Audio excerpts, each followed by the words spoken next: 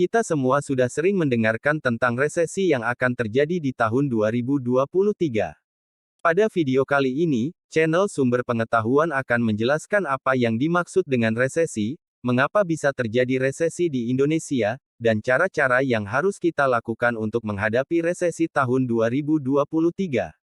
Dalam ekonomi makro, resesi atau kemerosotan adalah kondisi ketika produk domestik bruto (GDP) menurun atau ketika pertumbuhan ekonomi real bernilai negatif selama 2 kuartal atau lebih dalam 1 tahun. Resesi dapat juga diartikan sebagai penurunan aktivitas ekonomi yang signifikan, berlangsung selama berbulan-bulan atau bertahun-tahun.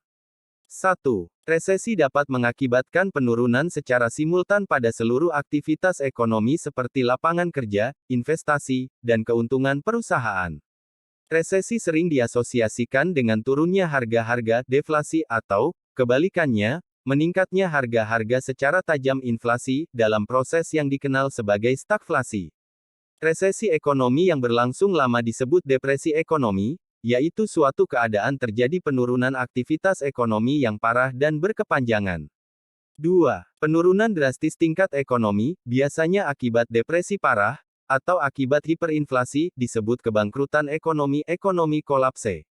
Kolumnis Sydney J. Harris membedakan istilah-istilah atas dengan cara ini: sebuah resesi adalah ketika tetanggamu kehilangan pekerjaan, depresi adalah ketika kamu yang kehilangan pekerjaan.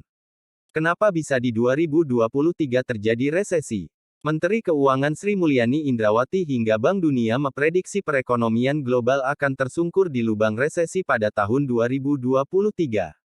Itu terjadi karena adanya pengetatan moneter di sejumlah negara, hingga konflik geopolitik yang menyebabkan turun naiknya harga komoditas pangan sampai energi. Indonesia pernah menghadapi resesi sebanyak 3 kali, yakni pada 1963, 1998, dan 2020-2022.